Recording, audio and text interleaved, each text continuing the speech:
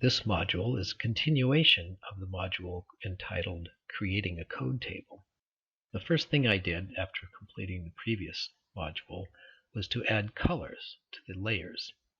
If you create layers in Carlson's Field to Finish code table, and those layers do not exist in your drawing, Carlson will create the layers upon processing. It does, however, color the layers in a somewhat random manner. So under normal practice, most users prefer to have specific colors for individual layers. So beyond the color of the layers, there are a few things I'd like to do differently or in addition to this particular data set. For example, we have some utility poles, points 3 and 4, and I believe point number 17, all connected with an overhead wire.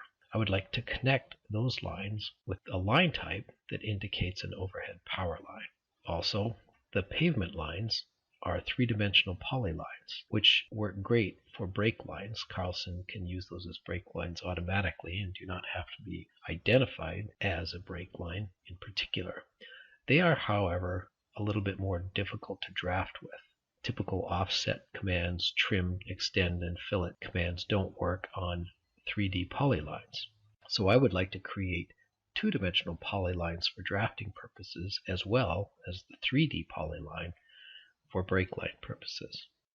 I would also like the point itself to be on a different layer than the line types. So you can see the point and the line are both on a layer called pavement. I would like to separate those points to make it easier to freeze those when it comes time for a final plan.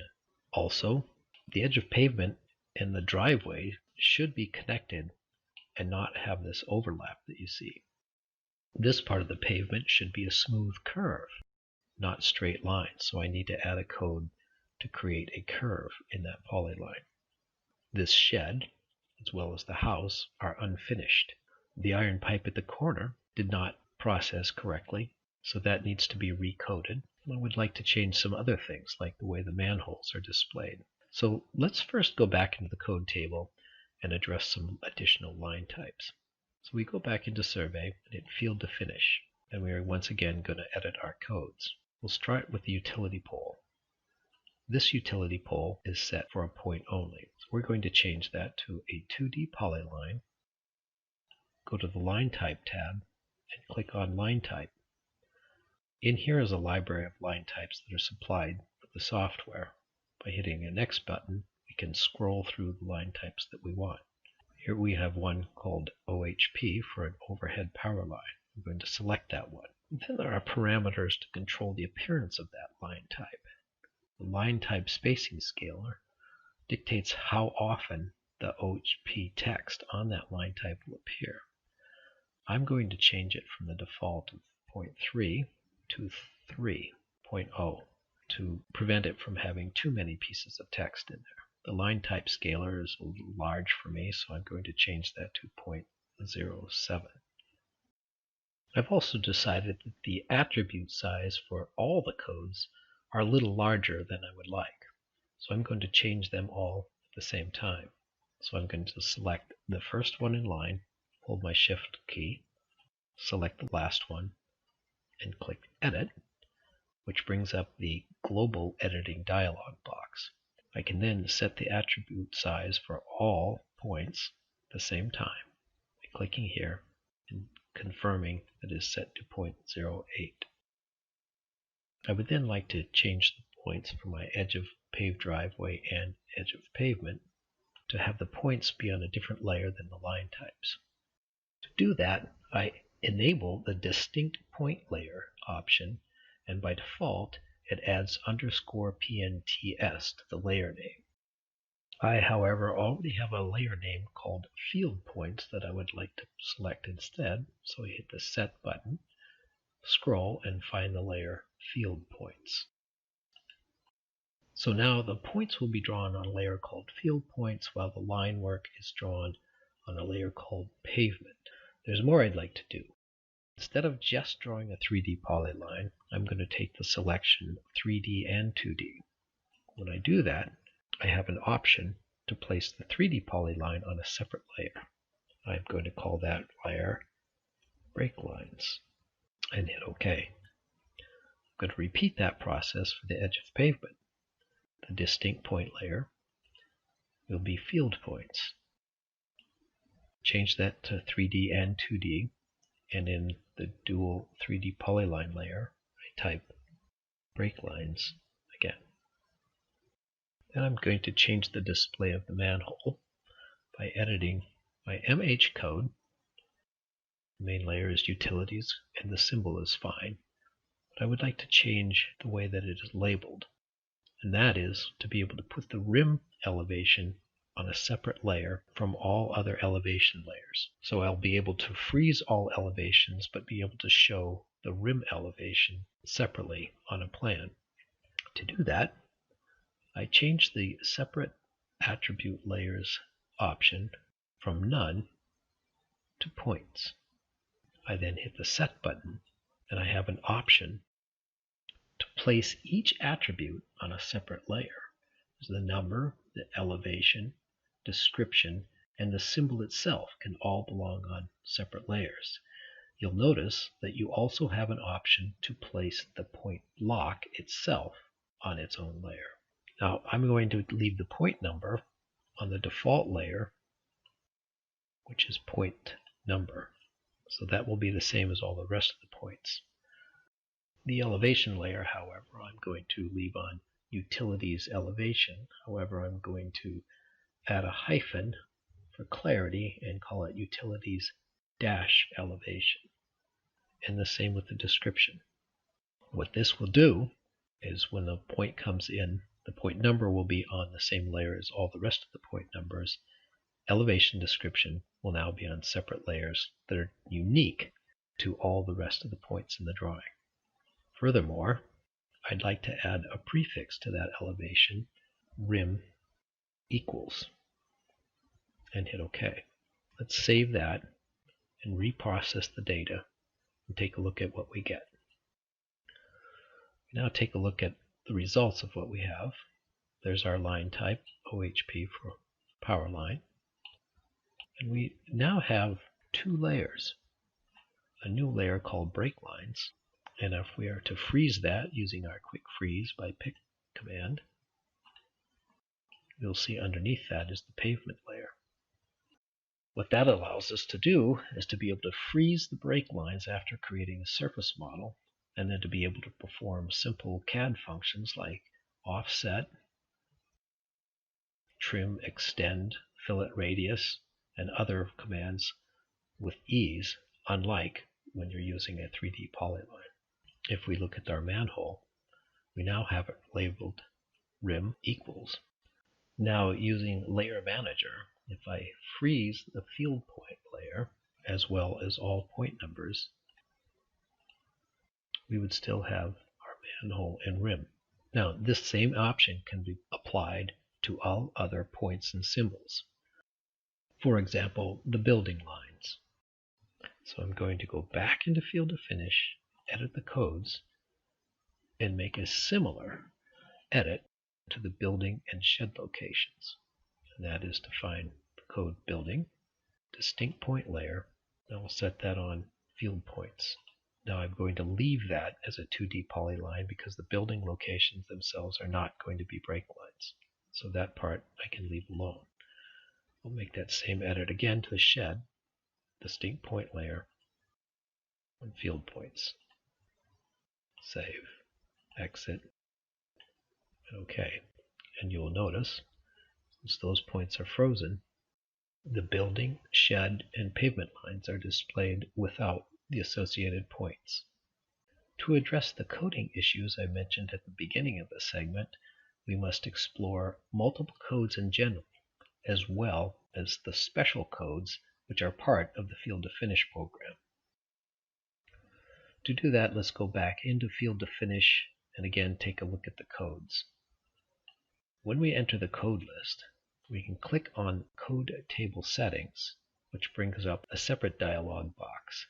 The point to pay attention to is this option to split multiple codes. There are three choices here. All, which means it will always split multiple codes, none, and prompt, which means it will prompt you each time it finds a multiple code. A multiple code essentially is a point with two or more codes separated by a space. For example, in this data set, we have an edge of pavement connected to a driveway. The edge of pavement shot is coded as an EP, and the driveway is coded as a PV. To connect those two lines together, you simply enter an EP followed by a space and then PV. Splitting all multiple codes allows you to connect multiple line types as well as lines to symbols. Beyond that, you also have access to special codes. Special codes are contained in a separate dialog box here. There are a large variety of special codes, each that has a very specific purpose. I will be discussing only a few, which are the most commonly used special codes in standard survey practice. To begin with, you can control how Carlson handles an elevation. There are two options for this, an NE, which is a no elevation shot, or NOS, which is a non-surface shot. NE would null out the elevation and it would not be considered as part of the surface model. A non-surface or NOS code would retain the elevation as the attribute for the point number, but it would be tagged as a non-surface point. Examples of a non-surface point would be atop a foundation or first floor elevation, which is a design point criteria, but you do not want it part of the surface model so the contours do not extend up to the first floor. A null elevation might be something like a reflectorless shot on a building corner 10-20 feet up off the ground, and you would like to discount that elevation entirely. The character prefix and appendix options allow you to add to an existing description for a point, such as an iron pipe, by prefixing or appending that. For example, if you wanted to prefix an iron pipe to be a 4-inch iron pipe, you would enter a backward slash and 4 inches. So the code would read IP \4 inches. It would be then displayed in the drawing as 4-inch iron pipe. We will demonstrate that shortly. As far as line codes go, there are two ways to connect lines. That is to either dictate when to start and stop a line segment by adding the special code BEG and END to a line code such as EP BEG and EP END wherever you would like the gap in the line, or to number each line string separately by adding a numeric value after the code, such as EP1 and EP2. A PC is the beginning of a curve, and a PT would be the end of a curve. By default, Carlson considers a 3-point curve if it does not find a PT. So in other words, a PC can be coded at the beginning of a curve, and if it is a 3-point curve, you need not also enter the PT code. CLO closes any polyline back to the beginning point of that polyline.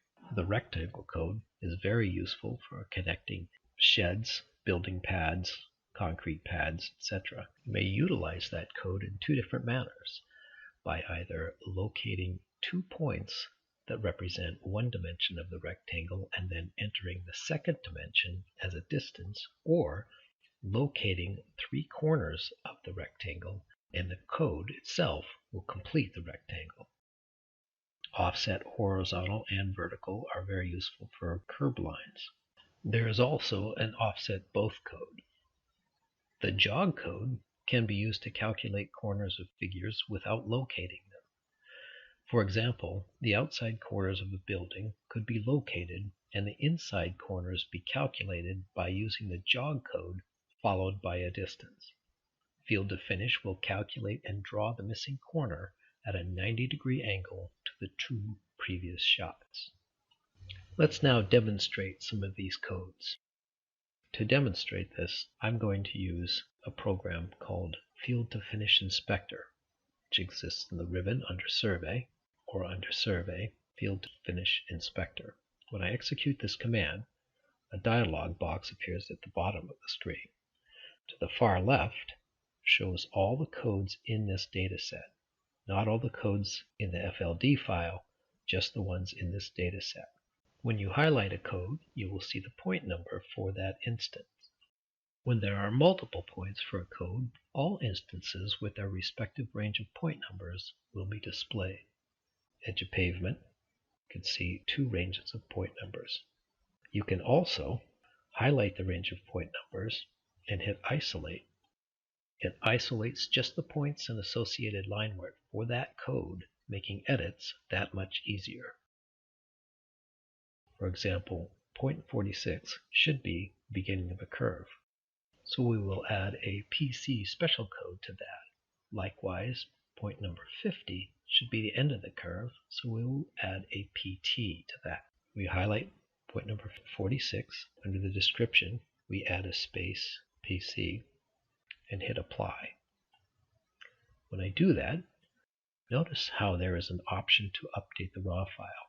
If this data set was connected to an RW5 file, the program would search through the raw file, find point number 46, and update the description so the CRD, the raw file, and the drawing would all be the same. We do not have a raw file with this data set, so we will hit OK.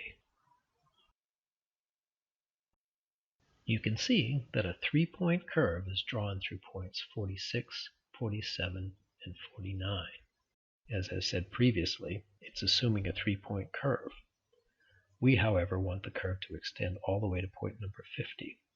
So we will also modify point number 50. Highlight 50, add a space PT, apply, and OK. We now have our full curve. Let's turn off isolation and take a look at the codes, the PV codes that should be connected to the edge of pavement. So that's point 34 and 33. And if it's difficult to find them in the code list, you can also type in the point number and the code appears along with the category and the instances.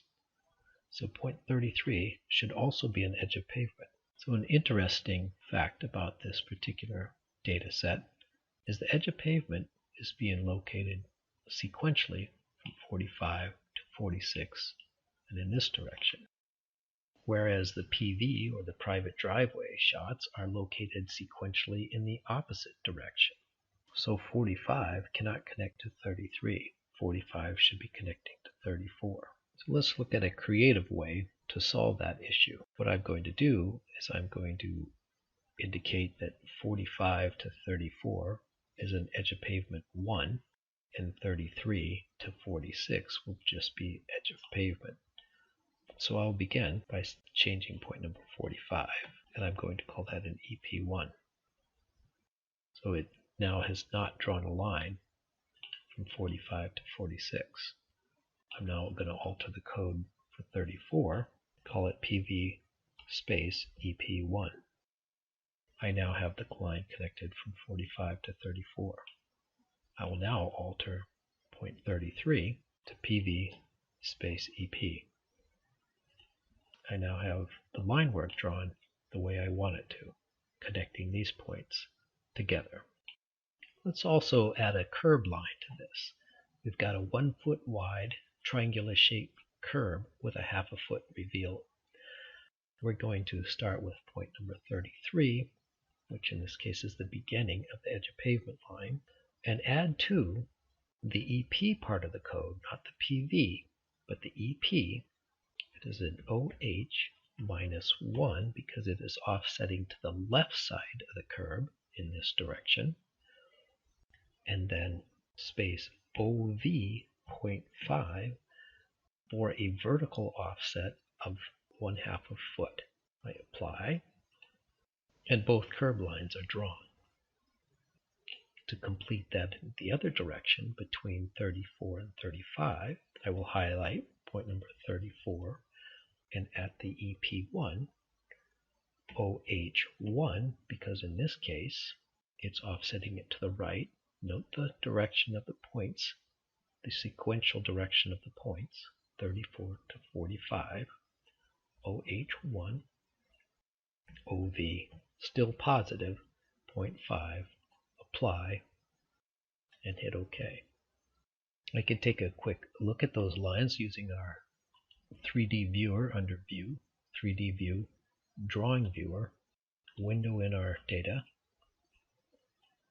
You can see the curve lines with the offsets drawn, especially if I add a vertical exaggeration.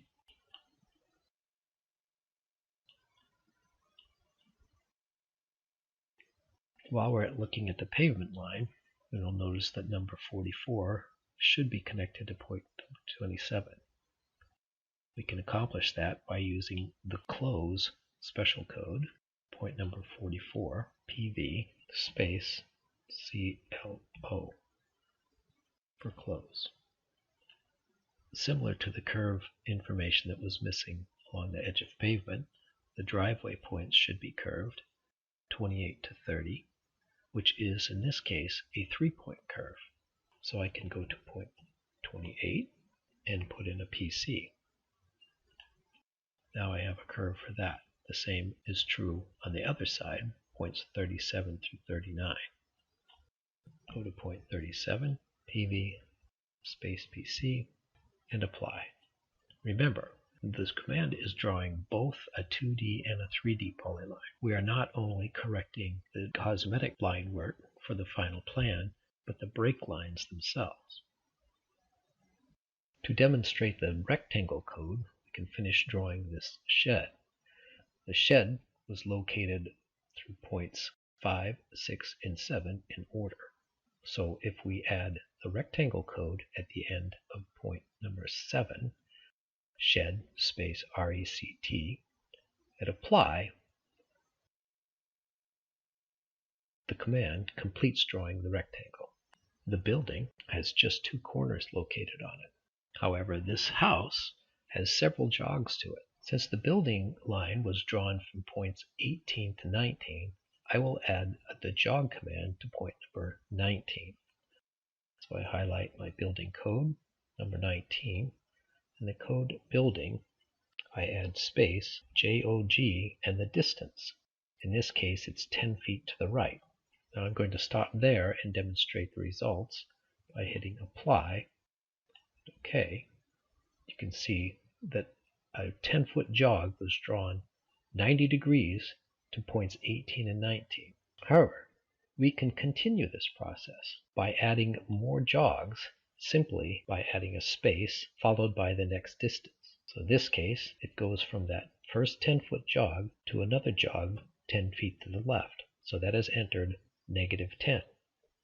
Then a space and a +20 would jog it now 20 feet back to the right, followed by another space and a +30 to jog it back 30 feet to the right, followed by a space and a CLO to close the figure.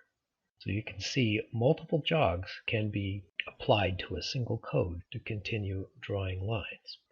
I hit apply and OK. I now have a closed figure for a building.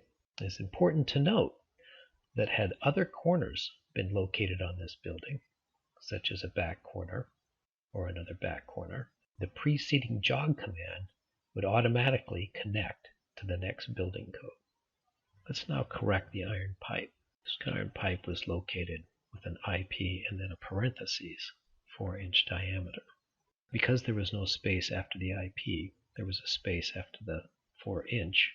Program saw that IP 4-inch space diameter as 2 separate codes. Proper code for an iron pipe is IP. Let's go to point number 1. So instead of coding this IP with parentheses, it would be better to prefix IP with a backward slash and 4 inches. Then, when I apply the change, I end up with an iron pipe symbol on the correct layer and the description 4-inch iron pipe. Finally, let's take a look at the overhead power line. There is a 20-foot wide easement centered on the utility line, and I would like Field to Finish to draw both sides of the easement based on the field located utility poles. I can do that by going to point number 3, entering the special code OFB followed by 10 for the distance. I will apply that change. I now have 2 lines parallel to the utility pole line. However, the two offset lines are drawn on the same layer as the overhead power line itself, and I would prefer to have them drawn on a layer called easements. To do that, I'm going to exit out of this command and return to Field of Finish, edit my codes, and take another look at the utility pole code. I go to the Line Type tab, and I see an option for a Separate Offset layer. I'll enable that and create a new layer called Easement. I hit OK, save, exit, and I'm just going to reprocess the entire data set. I now not only have the utility pole line, but I have two new lines on a newly created layer called Easements. To clean this up, I'm going to select those two easement lines using my Properties Manager and set the line type to something more conducive for an easement line, such as Phantom 2, and a color, magenta. To clean up my plan and make it more presentable for a plot plan, I'll use my Layer Manager. I will freeze my control points, my checkpoints, my field points, my point elevations, point numbers, and close. So I have my iron pipes, manholes, and if I would like my descriptions more presentable with a leader, under the Points menu, I can use Move Point Attribute with Leader, select any point attribute, and pick a new location. A final point in this video is to talk about additional draw options in the Draw Field to Finish dialog box. In the additional draw options, there are multiple options to further control the process of field to finish. In most cases, once you are satisfied with your setting in your code table, you will select the options to draw by code. If it becomes necessary to override some of those settings, you can control those here. Beyond the process options, you can control how curves are drawn, as well as several other functions, such as keeping layers frozen so that when you reprocess data, the current layer states will remain as set. You can also override which entities to draw. For example, if you prefer to not place points in your drawing, you can simply disable that option. Another good option on large data sets is to be able to draw a polyline and only process the points within that area. In this video, we have explored several more options for processing data through Field to Finish that move beyond just the basics. These tools should serve as a good foundation to get you well on your way to a more efficient method of processing data and drafting a survey plan. Once you've become comfortable, keep going and move on to more and more advanced features.